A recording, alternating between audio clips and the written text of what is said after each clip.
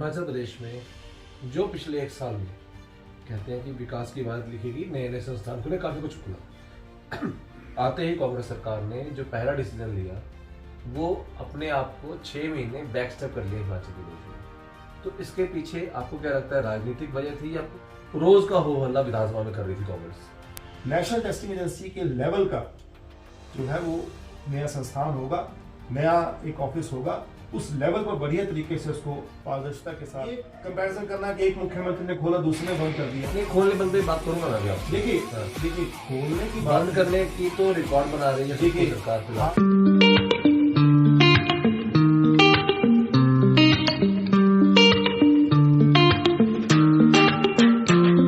नमस्कार दोस्तों, स्वागत है आपका देवभूमि मिरर पर और हमारे साथ है हिमाचल बार काउंसिल के सदस्य एडवोकेट रोहित शर्मा जी। सर, स्वागत है आपका देवभूमि मिरर में। बहुत धन्यवाद। और होली के शुभ मौके पर इन दोनों के पास आए इनका इंटरव्यू लेने के लिए।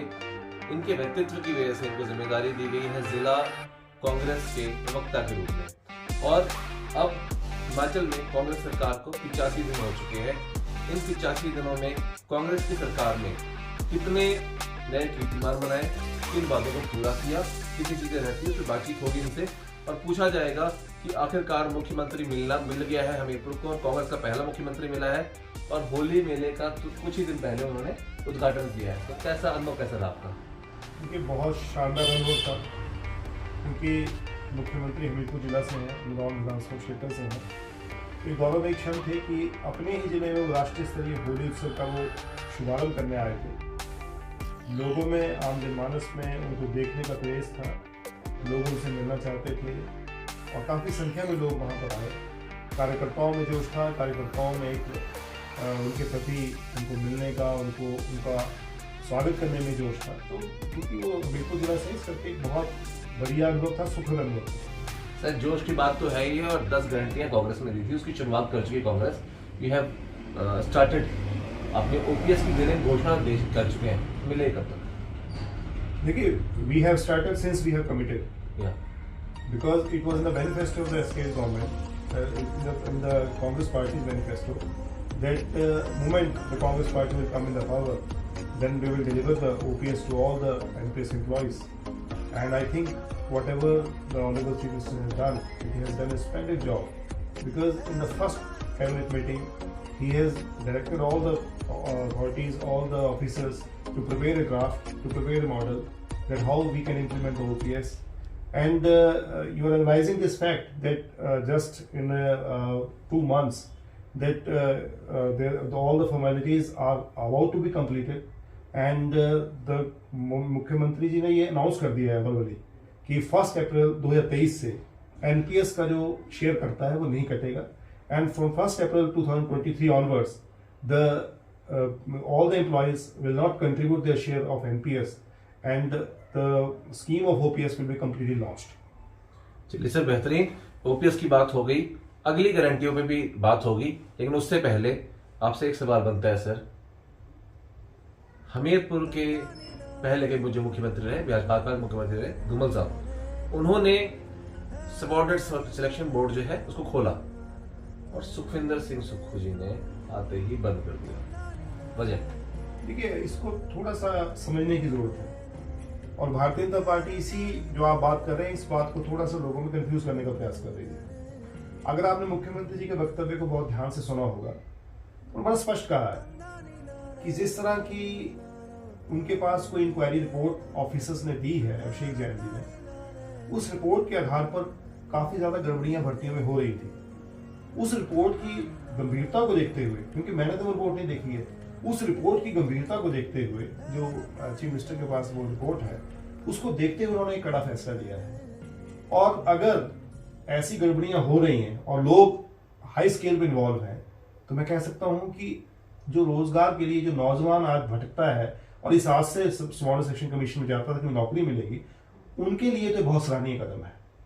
और जो नौजवान रोजगार के लिए पढ़ाई करते हैं, मेहनत करते हैं, उनके लिए सराहनीय कदम है। कंपटीशन का जमाना है और मुख्यमंत्री ने स्पष्ट किया है कि नेशनल लेवल की एजेंसी के प्रारूप में हम इसको विकसित करेंगे, स्वर्ण शिक्षण बोर्ड कमीशन को। कि ठीक है, उसका नाम एसएससी नहीं होगा, कुछ और होगा, या उस संस्थान का प्रारूप कुछ और होगा, लेकिन इसका मतलब ये नहीं है कि वो यहाँ पर जो लोगों का एक सेंट्रल पॉइंट है हमीरपुर, वहाँ की कोई ऐसी जो व्यवस्था रोजगार के लिए उसको वो खत्म करना चाहते हैं। वो इससे बढ़िया व्यवस्था लाने के लिए प्रतिबद्ध हैं। देखिए, मैं उनके विजन को बहुत पहले से जानता हूँ। जब हमीरपुर में वो दर्शकों बताते चले काफी नजदीकी रोहित शर्मा जी सिंपल वो भी विधायक थे और विधायक रहते हुए और वो कई बार जिक्र करते थे कि हमीरपुर में एक मेडिकल कॉलेज होगा जिसमें वर्ल्ड लेवल की टेक्निक होगी। आज मैं देख रहा हूँ 2 महीने के अंदर, और कई बार इस बारे में चर्चा होती है, कई मेडिकल अधिकारी कहते हैं कि मुख्यमंत्री स्वयं इंटरेस्ट ले रहे हैं कि जो सुपर मेडिकल कॉलेज बनेगा उसमें रोबोटिक सर्जरी होगी, कैंसर का एक हॉस्पिटल होगा। तो उनका जो एक सोचने का विजन का तरीका है और किसी चीज़ों को आगे लाने का तरीका वो बिल्कुल डिफरेंट है। और देखिए, जब वो पीसीसी के प्रेसिडेंट थे, मुझे अभी भी याद है, तो राजीव भवन में कई बार इस बात की चर्चा होती थी, कई बार वो जिक्र करते थे सभी लोगों से, हमारे साथ और लोगों के साथ, कि हमीरपुर को म्युनिसिपल कॉर्पोरेशन बनाएंगे। आज उन्होंने एक तरह से इसके तरफ भी कदम बढ़ा दिया है। पंचायतों से जगह जगह से प्रस्ताव पड़ रहे हैं, एनओसीज ली जा रही हैं और वो कॉर्पोरेशन बनाने की तरफ बढ़ रहे हैं। मैं ये कहना चाहता हूँ कि स्मॉलेस्ट सिलेक्शन कमीशन नहीं होगा, स्मॉलेस्ट सिलेक्शन बोर्ड नहीं होगा, लेकिन इससे बढ़िया और अच्छे लेवल पर एक बढ़िया संस्थान होगा और लोगों को रोजगार मुहैया कराने के लिए कहीं और जाने की जरूरत नहीं है। हमीरपुर में ही वो दफ्तर होगा, कार्यालय होगा, हमीरपुर में ही वो संस्थान मिलेगा। ये कंपैरिजन करना कि एक मुख्यमंत्री ने खोला दूसरे ने बंद कर दिया, नहीं, खोलने बंद पे बात करूंगा मैं अभी आपसे। देखिए खोलने की बात, बंद करने की तो रिकॉर्ड बना रही है सरकार। हर निर्णय समय और परिस्थितियों के अनुसार लिया जाता है। जब झूमर साहब ने संस्थान को खोला था, तब उस वक्त यहां से पेपर लीक होंगे, यहां से जो भर्तियों में गड़बड़ियां हो रही हैं इतने स्केल पर होंगी, ये चीजें सामने नहीं थी। आज जब प्रदेश की सरकार बनी है, कांग्रेस पार्टी की सरकार बनी है, इतना बड़ा रैकेट उन्होंने पकड़ा है, इतने बड़े रैकेट को पकड़ने के बाद इसमें और क्या क्या चीजें हो सकती हैं, उन चीजों को देखते हुए निर्णय ये लिया गया है कि अगर इस स्केल के ऊपर, क्योंकि इतने ज्यादा क्वेश्चन पेपर जो हैं अधिकारियों के घर मिले हैं, इतने ज्यादा जो ऑलरेडी पेपर हो चुके हैं, चाहे वो ड्राइंग का कह रहे हैं, किसी और कह रहे हैं, वो पेपर जो है वो लीक हुए हैं, ऐसी बातें आ रही हैं। और एक और एफआईआर रिसेंटली ड्राइंग टीचर वाले केस में हुई। अगर ऐसी परिस्थितियां हैं और कुछ एक अधिकारी जो सालों से यहाँ डटे हैं, सालों से यहाँ बैठे हैं, तो एक प्रश्न चिन्ह पैदा होता है कि पारदर्शिता के साथ जो लोगों को रोजगार देना है, जो पारदर्शिता के साथ हमने एक नीति बनानी है, वो कैसे बनेगी, उन लोगों के साथ कैसे काम होगा। तो ये निर्णय आज की समय और स्थितियों के हिसाब से मुख्यमंत्री ने लिया है।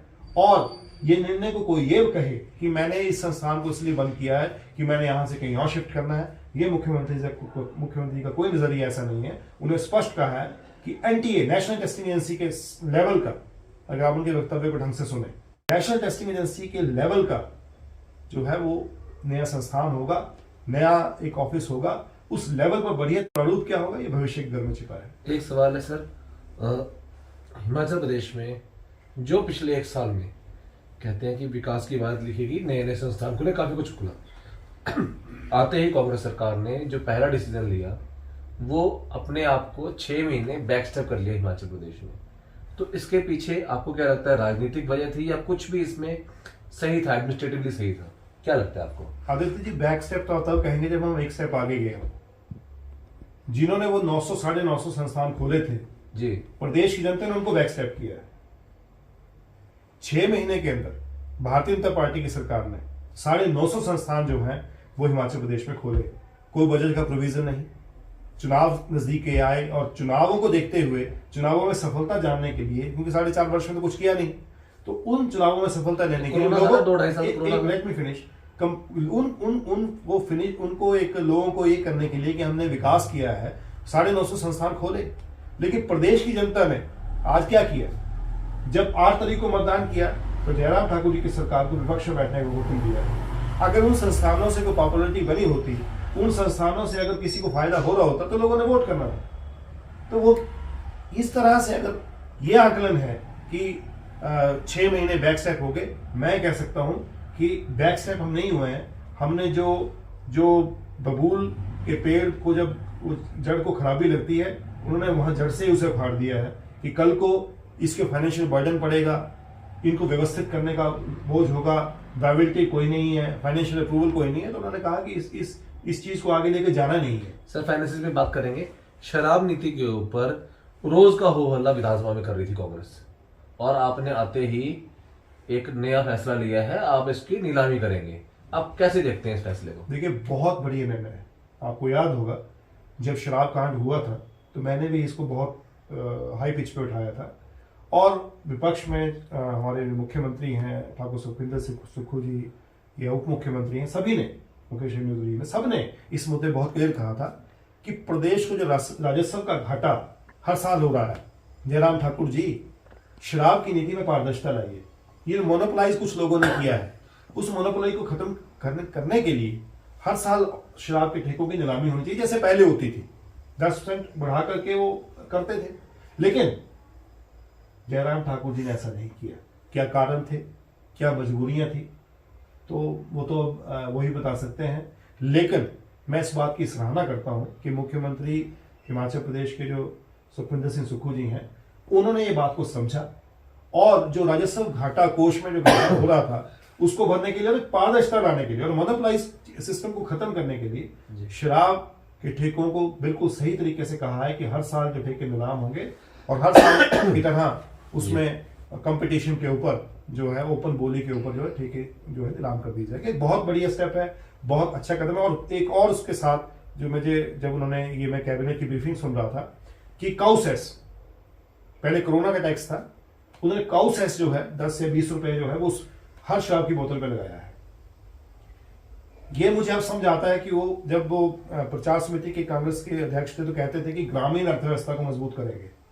मुझे लगता है कहीं ना कहीं जो काउ सेस लगाने का कारण है वो भी मुख्यमंत्री की दूरदर्शिता का परिचय, वो उसकी तरफ जो दूध परचेज करना है और दूध 70-80 रुपए किलो हम लेंगे ग्रामीण अर्थव्यवस्था को मजबूत करने के लिए, और अर्थव्यवस्था को एक अच्छी पटरी बनाने के लिए जो काउ सेस को लगाया गया, ये भी एक उनका बहुत, जिसे कहते हैं कि एक तुरुप का इक्का उन्होंने खेला है, और उनकी जो राजनीतिक समझ है वो बहुत बढ़िया है और दूरदर्शिता उनके अंदर है। इस बात की हमें खुशी है।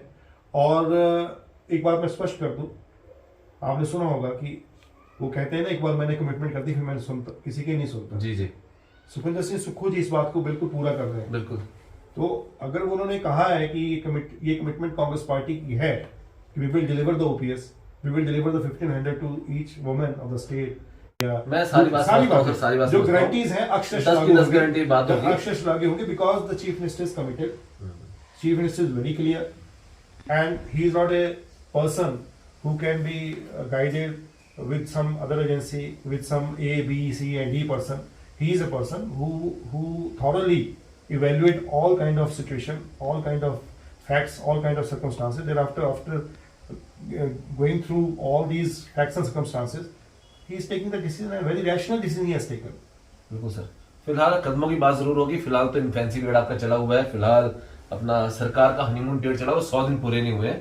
इन बातों पे जरूर सवाल उठेंगे, हम सब कुछ समय बाद जरूर पूछेंगे कि 10 की 10 गारंटी कितनी पूरी हुई है, उस पर जरूर बात होगी। फिलहाल शुरुआत आप लोगों ने कर दी है, और भाजपा की कुछ मजबूरियां रही होंगी, भाजपा की कुछ ना कुछ कमियां रही होंगी, जिसकी वजह से लोगों ने कांग्रेस को चुना है, और कांग्रेस की कुछ ना कुछ अच्छाई रही होगी। अब ये सारी बातें समय के साथ क्षण के सामने आएगी कि होना क्या है। फिलहाल के लिए हमारे जो सवाल थे रोहित शर्मा जी से, वो फिलहाल बस इतने ही थे। सर शुक्रिया हमसे बातचीत करने के लिए। धन्यवाद। आपको होली की बहुत बहुत बधाई। जी, आपको भी होली की बहुत सारी शुभकामनाएं, और सभी दर्शकों को हमारी तरफ से होली की बहुत सारी शुभकामनाएं। ये कार्यक्रम बस इतना ही। शुक्रिया, धन्यवाद। अगर ये वीडियो आपको पसंद आया हो तो चैनल को लाइक और सब्सक्राइब करना बिल्कुल ना भूलें। आपके जो भी कमेंट्स हैं आप हमें कमेंट सेक्शन में दे सकते हैं। ऐसे ही और वीडियोस देखने के लिए बने रहिए देवभूमि मिरर के साथ।